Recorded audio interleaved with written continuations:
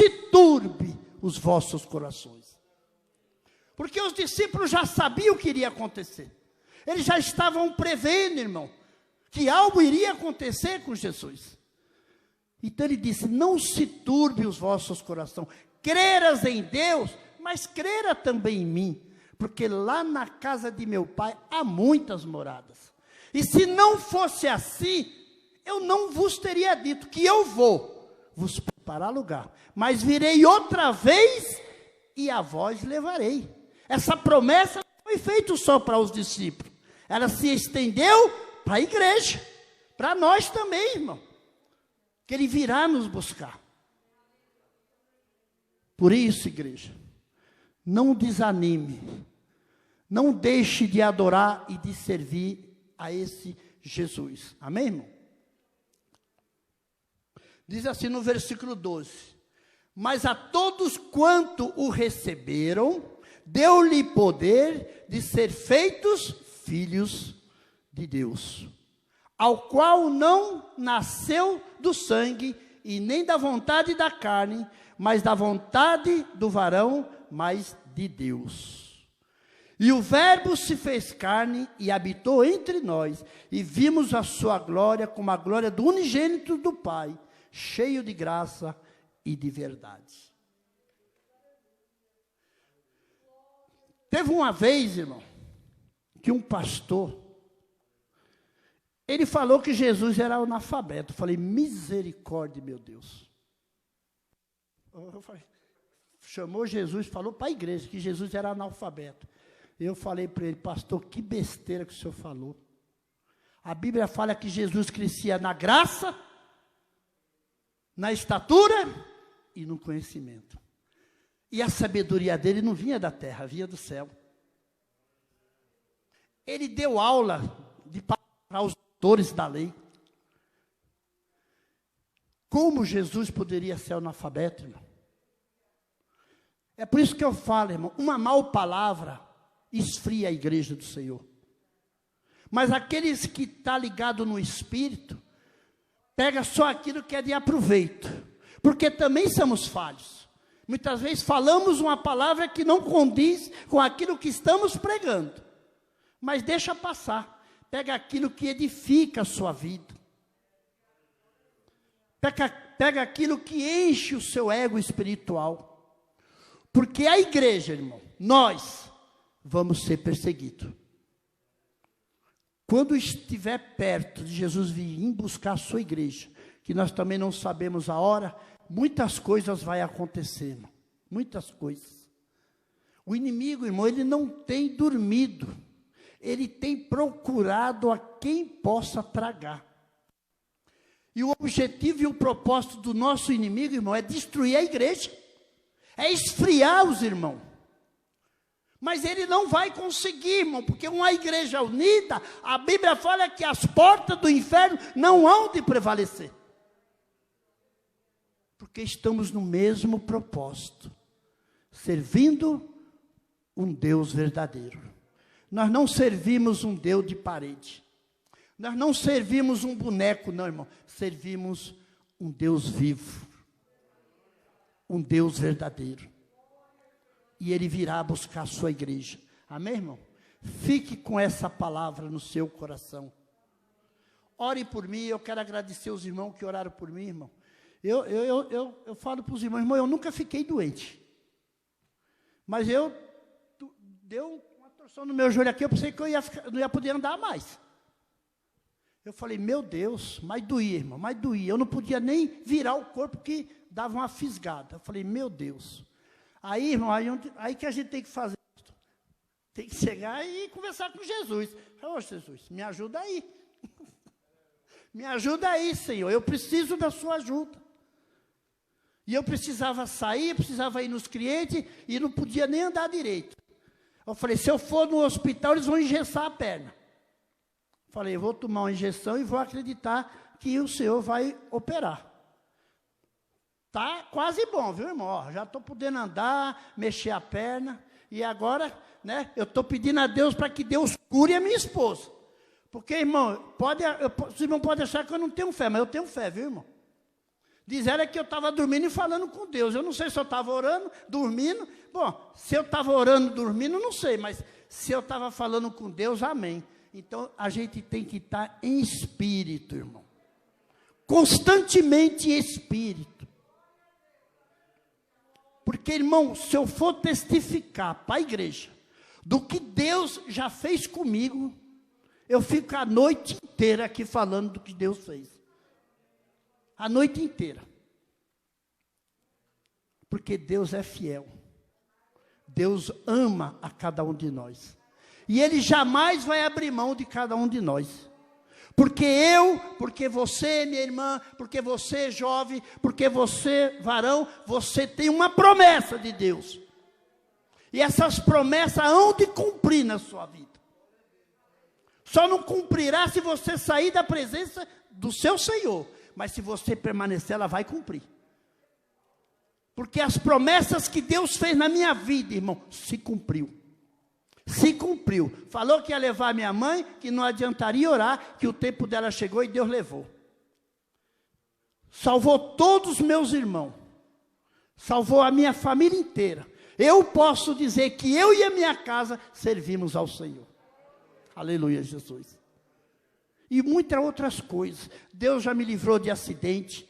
Eu despenquei de um elevador do quarto andar lá para baixo, mas consegui pular antes do elevador cair embaixo. E não sofri nada, porque eu pulei antes. Quando eu escutei o estralo, eu pulei. E ele caiu lá embaixo. O carro vinha atrás de mim, dando farol, pedindo para passar, deixei passar. Quando ele passou, que ele entrou na minha frente, o carro veio de frente e pegou ele. Ia vir em cima de mim, mas Deus me livrou. Deus já me livrou de assalto. Porque, nós temos que ter fé. Sabia? Fala que sem fé é impossível agradar a Deus. Mas, irmão, a minha fé é pouca. Não, irmã, sua fé não é pouca, não. Põe em prática a sua fé. Você tem que pôr em prática. Mas como? Buscando a Deus. Pedindo a providência de Deus para a sua vida. Porque Deus, Ele opera, irmão. Deus nos dá dons espirituais, mas precisamos buscar. Precisamos estar pronto para receber os dons espirituais. Deus não vai dar dom de cura, dom de libertação, dom de profecia, se você não estiver preparado. Não. Aquilo que Jesus falou aos seus discípulos, vá para Jerusalém e fique lá. Não saia de lá, até que do alto seja revestido. Não importa a hora, eles foram, ficaram lá dentro do templo. E nada de acontecer nada. Mas fica lá, vai clamando, vai suplicando. De repente veio um tumulto lá e começaram o Espírito Santo se manifestar no meio deles. É assim que Deus faz, irmão. Deus te ouve. Deus ouve o seu clamor. Deus ouve a sua súplica. Porque Ele te ama. Esse é o Jesus que nós servimos. Outra coisa, irmão, quando eu era jovem, eu nunca fiquei desempregado. E só trabalhei em 2 firmas até o dia de hoje. Em 2 firmas. Eu pedi para o meu Deus, falei, Senhor, abre uma porta para mim. Não importa a porta, irmão. Deus vai abrir, você vá. Agora o que vai acontecer lá é outros 500. Confia no seu Deus. E Deus abriu uma porta e eu comecei a trabalhar, eu tinha 14 anos de idade. Quando eu cheguei na firma, na metalúrgica lá, uma firma grande, que eu entrei, tinha um monte de rapaz lá que dava 2 de mim. Eu falei, pronto, eu não vou entrar aqui. Eu sou pequeno. Daqui a pouco o dono chegou e eu pedindo para Deus, Senhor, se for da sua vontade, abre essa porta. Aí o dono entrou, um senhor de idade. Ele olhou para mim assim e falou assim, o que você quer aqui? Eu falei, eu quero trabalhar. Mas por quê? Mas você é muito novo para trabalhar. Eu falei, porque eu preciso. E um monte de rapaz maior do que eu que dava 2 de mim. Aí ele pegou e falou assim, vem aqui. Me chamou lá para dentro. Ele falou assim, quantos anos você tem? Eu falei, eu tenho 14, vou fazer 15. Você precisa trabalhar, porque eu preciso ajudar minha casa. Minha mãe, meu pai. Ah, tá. Sabe o que ele fez? Ele me deu dinheiro, me levou na lanchonete do lado, me pagou café, me deu um lanche, falou assim, ó, pega esse dinheiro, vai para casa, amanhã você vem aqui começar a trabalhar. Quando eu cheguei na firma, lá na fábrica, os funcionários falaram assim, agora pegaram uma criança para trabalhar aqui dentro. Irmão, você tem que ter fé. Se você não tem fé, como é que você pode alcançar algo da parte de Deus? E eu tenho fé nesse Deus que eu sirvo, irmão. Eu tenho que ter fé. Senão eu não estou fazendo o que na igreja? Eu tenho que acreditar. E quando eu saí dessa firma, eu já saí para trabalhar em outra melhor. E fiquei até hoje, até o dia que o dono morreu. Por que eu estou contando isso para a igreja, irmão? Porque isso serve de testemunho para você, meu irmão, para você, minha irmã, para você, jovem. Que você não pode nunca desistir dos seus sonhos. Você tem sempre que estar acreditando no Deus que você serve. E quando eu estava nessa firma, já há muitos anos nessa firma, o dono faleceu. Ainda tem tempo, né, pastor? Aí, fizeram uma reunião lá, eu era funcionário empregado, eu era o encarregado da firma. A firma estava numa situação difícil, os donos eram japoneses. Eu falei para a dona Elza, falei, ó, a firma não tem material nenhum, não tem, nós estamos com salários atrasados. E ela falou, e nem eu tenho dinheiro para pagar vocês. Falei, meu Deus, e agora? Vai fechar a firma? O que vai ser de cada um de nós? Que a gente não pode só pensar em nós, tem uns outros também, né, irmão? Que tem família, que paga aluguel, que tem que comer. Aí ela falou assim, vou tentar vender a firma. E fez uma reunião lá no escritório lá, chamou o advogado, chamou o irmão dela, chamou não sei mais quem lá, e eu estava no meio. Aí me proporam, você não quer comprar a firma? Eu falei, eu não tenho dinheiro, como é que eu vou comprar?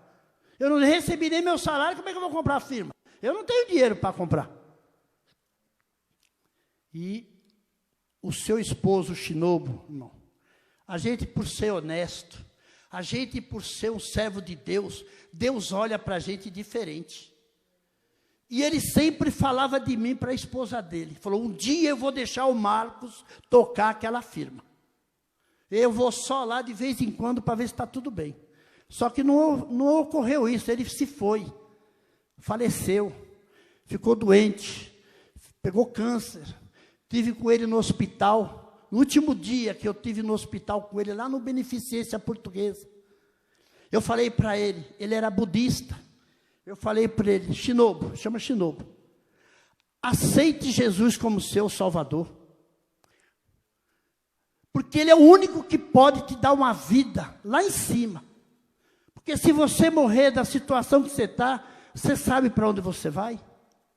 Ele não conseguia falar mais, mas ele entendia. E quando eu falei para ele, você aceita Jesus como seu Salvador? Ele balançou a cabeça assim. Então ali foi o suficiente, irmão. Ele reconheceu que Jesus é o único que poderia salvar ele. E eu saí daquele hospital no outro dia de manhã e fui direto para a firma. Quando foi umas 8h30, 9 horas da manhã, telefonaram para a firma falando que ele tinha falecido. E não se achava ninguém para que fosse lá fazer os procedimentos do velório. Aí liguei para o advogado, para o Máximo, falei, Máximo, o Shinobu morreu e o hospital está procurando alguém para ir lá, para pagar o que tem que pagar, porque o convênio não cobre tudo, para liberar o corpo. E aí começou o processo, fecha a firma não dá para trabalhar mais, e aí, irmão, aonde Deus começou a trabalhar. Deus começou a trabalhar na minha vida, porque eu falei com o meu coração, falei, Senhor, se for da sua vontade, que eu fique à frente disso aqui, então o Senhor abre as portas. O Senhor toque no coração dela. E a dona Elza foi embora depois da reunião, falou, Marcos, depois eu ligo para você. Foi embora. Quando foi na quarta-feira, ela ligou para mim, falou, vem aqui na minha casa. Quando eu cheguei lá, irmão, ela falou assim para mim, Marcos, fica com a firma. Você vai me pagar como você puder. Eu não falo isso para todo mundo não, irmão. Porque Deus, quando Ele quer agir nas nossas vidas, irmão, Ele age. Eu falei, como que eu vou tocar essa firma sem dinheiro? Com luz, água, IPTU, tudo, salário, tudo atrasado dos funcionários. Eu falei, Deus, toma conta da minha vida. Você quer ficar com a firma? Você vai me pagar depois, como você puder, a firma. Falei, tá bom, eu fico com a firma. Comprei a firma, irmão. Fiquei com a firma. Fiz documento. Porque tudo que você fazer, irmão, faça documento. Porque a gente não sabe o dia de amanhã. E comecei a trabalhar. Eu mesmo mandei eu embora. Já viu isso? Eu mesmo mandei embora. Peguei minha indenização, investi tudo na firma. E Deus começou a me abençoar de